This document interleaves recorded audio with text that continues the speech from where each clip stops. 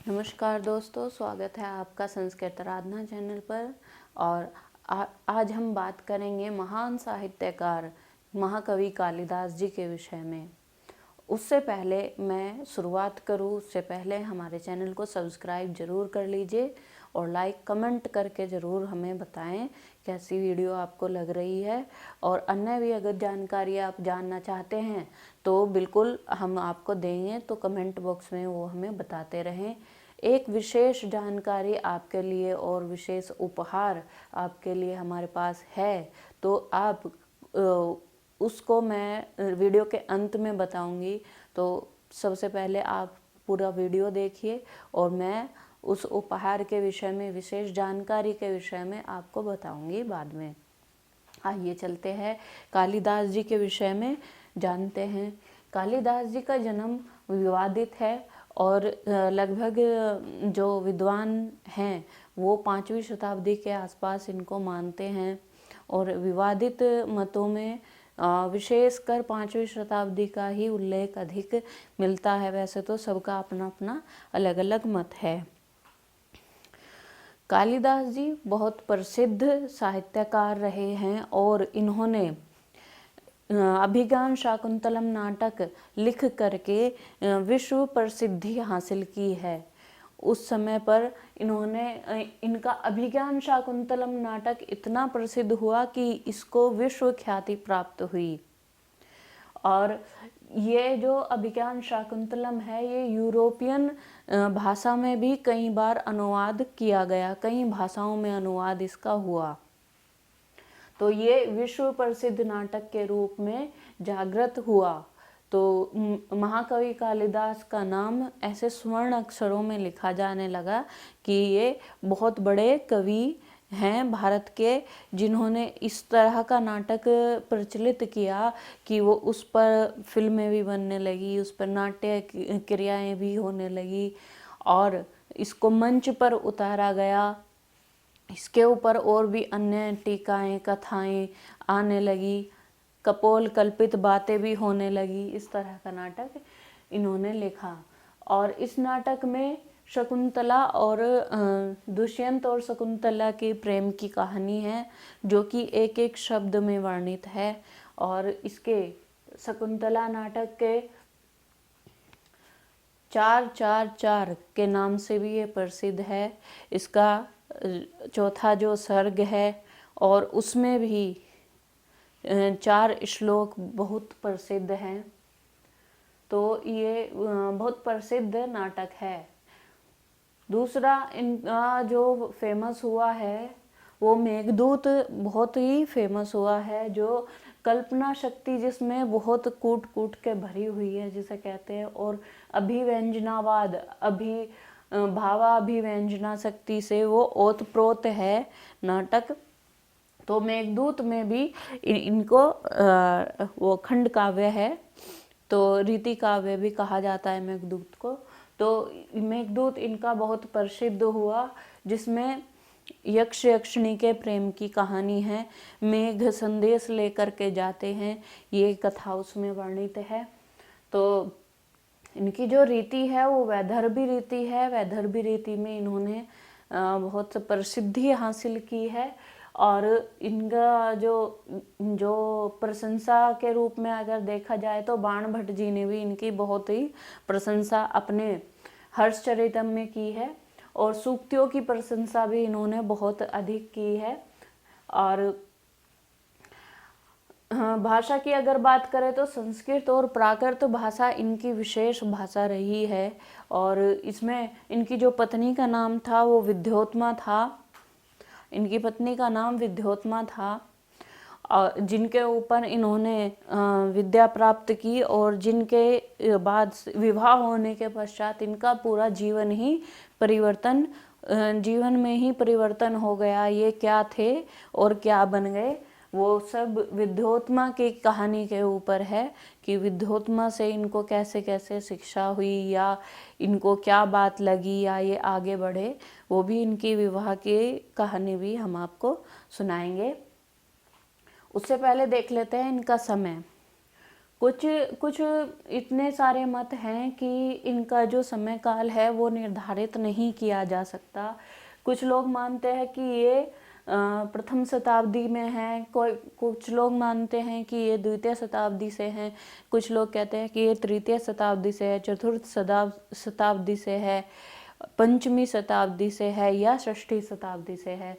तो एक प्रथम शताब्दी से छठी शताब्दी तक लोग इनका समय काल मानते हैं, इससे ऊपर नीचे नहीं मानते हैं।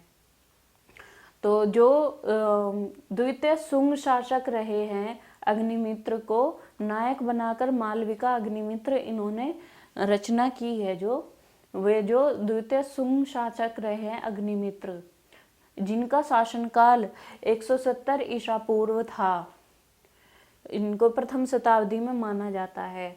छठी शताब्दी में ये भी आता है कि उन्होंने बाणभट्ट जी ने इनकी प्रशंसा की है, तो उसके आधार पर इन्होंने माना जाता है कि ये छठी शताब्दी में रहे होंगे।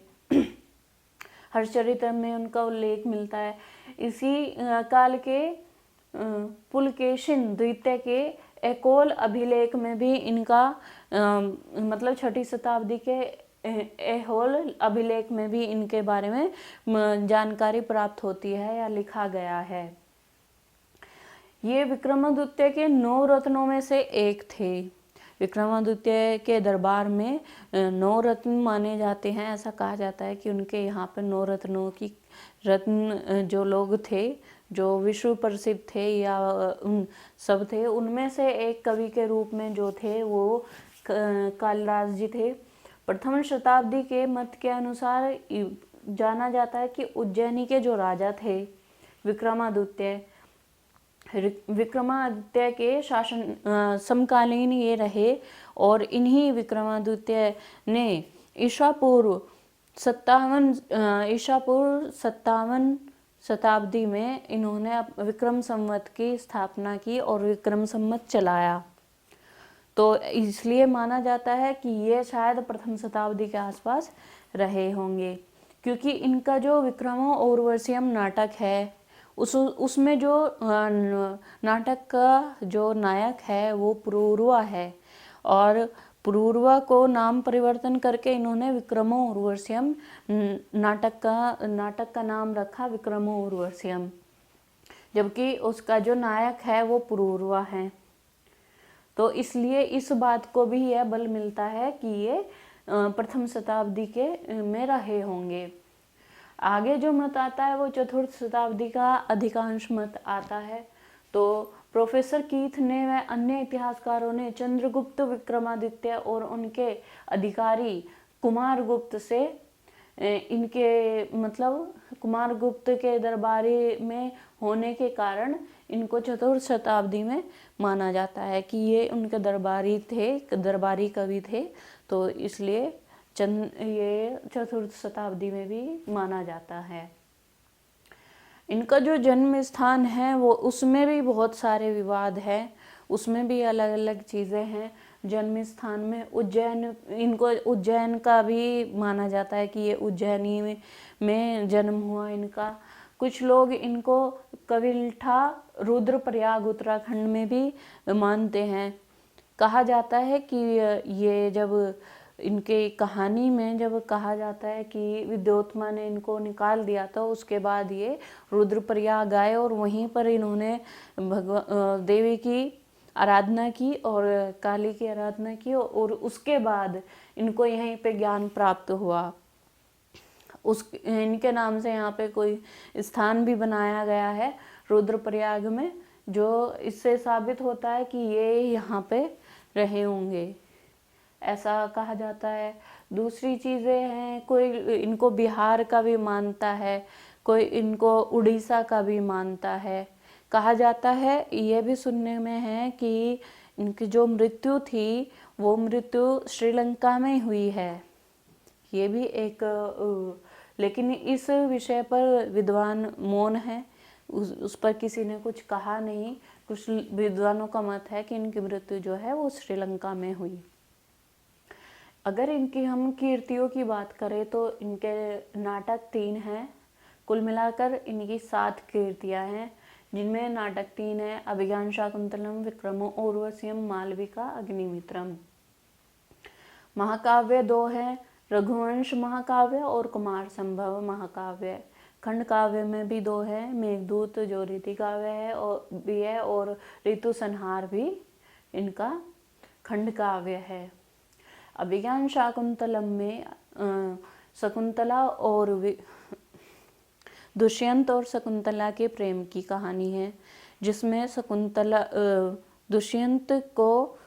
दुष्यंत भूल जाता है शकुंतला से प्रेम विवाह का संदर्भ, तो उसको अंगूठी मिलती है और अंगूठी से उसे अभिज्ञान मतलब दोबारा याद आ जाता है, तो इसलिए उसका नाटक का नाम अभिज्ञान शाकुंतलम रखा। विक्रम उर्वशीयम में विक्रम और उर्वशी की कहानी है। मालविकी अग्निमित्र में मालविका और अग्निमित्र की कहानी है, प्रेम कथा है, ये भी प्रेम कथा है। जो कहते हैं कि इनकी वाणी इतनी मधुर, कालिदास की मधुर वाणी थी, बिल्कुल सरल मधुर और बहुत सुंदर वाणी थी, जिसके कारण ये लोगों को मोहित कर लेते थे और कहा जाता है ये देखने में भी बहुत सुंदर थे। महाकाव्य के रूप में इन्होंने क्योंकि श्रृंगार में करुण प्रधान श्रृंगार लिखा है, इन्होंने श्रृंगार रस में इतनी सारी कृतियाँ इन्होंने लिखी है और उपमा के लिए ये जाने भी जाते हैं कि उपमा इनकी बहुत सर्वोत्कृष्ट है। तो महाकाव्य इन्होंने लिखा है। महाकाव्य में रघुवंश महाकाव्य और कुमार संभव लिखा है। रघुवंश महाकाव्य में इन्होंने रघुकुल के वंश परंपरा का वर्णन किया है। कुमार संभव में इन्होंने शिव पार्वती की प्रेम कथा का वर्णन किया है। खंड काव्य में मेघदूत आता है, जिसमें यक्ष यक्षिणी की विरह वेदना का वर्णन है और उनके मेघ को संदेशवाहक रूप में बना करके यक्षिणी के पास भेजने का भी वर्णन है। ऋतु संहार में इन्होंने दिया है, ऋतु संहार में 6 की 6 ऋतुओं का वर्णन है भारत की। और अन्य कीर्तियों में इनका आता है काली स्रोत इसलिए क्योंकि इन्होंने काली देवी की पूजा करके ज्ञान प्राप्त किया था, ऐसा कहा जाता है, तो काली स्रोत्र में एक इनका कीर्ति के रूप में आता है। गंगा अष्टकम, गंगा जी की इन्होंने आराधना की होगी तो इसलिए उन्होंने गंगा अष्टकम लिखा। ज्योतिर्विद्या नाम से भी इनका एक रचना कीर्ति है। आज भी विद्वान लोग अष्टक वगैरह, पंचक वगैरह, दशक ये सब लिखते रहते हैं, जो संस्कृत के विद्वान हैं, क्योंकि ये परंपरा चली आ रही है। जो जिससे प्रभावित होता है उसी के ऊपर अष्टक लिख देता है, कोई पंचक लिख देता है, कोई दशक लिख देता है, जिसका जो मन आता है वो लिखते हैं। और उपाधि की यदि बात करें कालिदास जी की उपाधि के बारे में, दीपशिखा नाम से उनको जाना जाता था, दीपशिखा की उपाधि उनको प्राप्त थी। दूसरा, रघुकार के रूप में उनको जाना जाता था क्योंकि उन्होंने रघुवंश की रचना की है। और कवि कुलगुरु के रूप में उनको जाना जाता है क्योंकि कवियों में वो कुलगुरु कहा जाता था, क्योंकि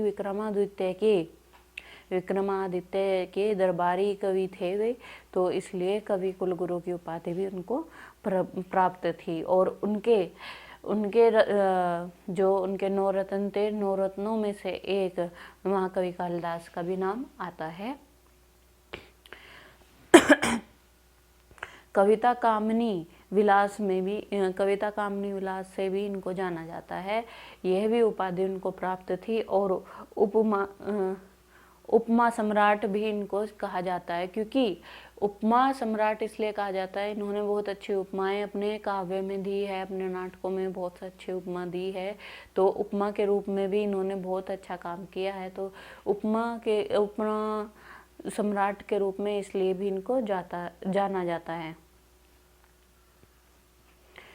और बात करते हैं इनकी विद्योत्मा के साथ कहानी की। विद्योत्मा के साथ जो कहानी है इनकी वो विश्व प्रसिद्ध हुई है और लोगों ने रंगमंच पे उसका नाटक भी प्रस्तुत किया है। अब तो फिल्में भी बनने लगी है, नाटक आने लगे हैं, ऑडियो वीडियो सब तरह यह कहानी प्रचारित होती है कालिदास की भी। और ये हास्य के रूप में भी कहानी विख्यात हुई है कि एक ऐसा मूर्ख था जो कहावतों के उस पे भी कि अपनी डाल को अपने आप ही काट रहा था। उदाहरण के रूप में भी लोगों को बताया जाता है कि तुम तो अपने पैर पे कुल्हाड़ी मार रहे हो, मतलब जिस डाल पे बैठे हो उसी को काट रहे हो, ऐसा कह करके भी लोगों को ये संदेश ऐसे दिए जाते हैं। तो विद्योत्मा और कालिदास जी की एक ऐसी कहानी है कि जो विद्योत्मा थी वो बहुत विदुषी महिला थी और उन्होंने ये शर्त रखी थी कि मैं उस ही व्यक्ति से विवाह करूंगी जो मुझे विद्वत्ता में, शास्त्रार्थ में हरा देगा। पहले इस तरह की बहुत सारी शर्तें मतलब लड़की वालों की ओर से रखी जाती थी। जो राजकन्या होती थी उनको उनकी ओर से तो रखना ही संभव होता था कि रखा ही जाता था, या तो वो स्वयंवर करती थी, किसी भी राजा को चुन लेती थी अपने योग्य।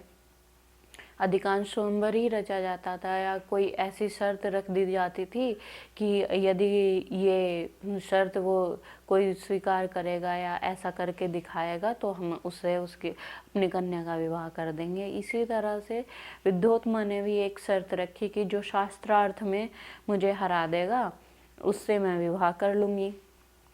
तो दूर दूर के सब लोग, विद्वान लोग आए विद्योत्मा से शादी करने के लिए, और विद्योत्मा ने पूरे मतलब अपनी विद्वत्ता पूरी निखार दी, उसमें नौछावर कर दी, और कोई भी विद्योत्मा को विद्वत्ता में हरा नहीं पाया, शास्त्रार्थ में हरा नहीं पाया। तो अभिमानी मतलब कुछ लोग अभिमानी होते हैं तो उनका अभिमान जागृत हुआ और उन्हें ग्लानि हुई कि एक महिला होकर के, एक महिला विदुषी ने तुम्हें हरा दिया।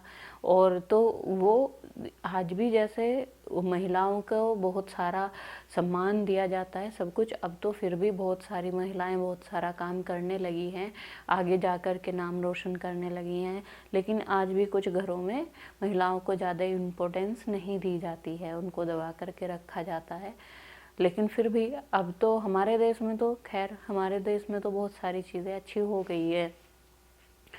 इसी तरह उन्होंने, जो विद्वान थे वे थोड़ा नाराज़ हुए, उन्होंने कहा अच्छा हम हार गए एक महिला से, तो चलो उन्होंने एक वो अपना एक संगठन बना लिया कि जो इसका विवाह होगा हम जो महान मूर्ख होगा ना भारतवर्ष में, उसी से इसका विवाह कराएंगे।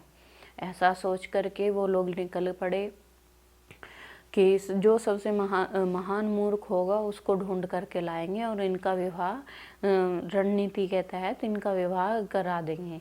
तो ठीक है, वो जा रहे थे, उन्हें दिखाई दिया कि एक पुरुष एक वृक्ष पर बैठा है और जिस डाल पर बैठा है उसी डाल को काट रहा है। तो आपस में बात करने लगे कि कहने लगे कि इससे ज़्यादा मूर्ख कौन होगा कि जिस डाल पर बैठा है उसी को काट रहा है।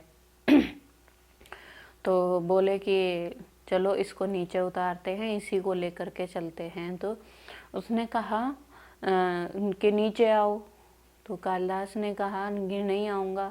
तो उन्होंने बार बार लालच दिया कि तुम्हारा विवाह एक सुंदर कन्या से कराएंगे, वापस नीचे आ जाओ, ऊपर से नीचे आ जाओ। तो इस तरह से लोभ दे करके उसको नीचे उतार लिया गया। नीचे उतार करके उसको लोभ दे करके कि एक सुंदर कन्या से तुम्हारा विवाह कराएंगे, ऐसा कह करके उसको तैयार करके अच्छी अच्छी पोशाक पहना करके, या गुरु के रूप में, मतलब उसको अच्छी साफ सुथरी पोशाक पहना करके उसको लेकर के स्वयंवरशाला चले गए।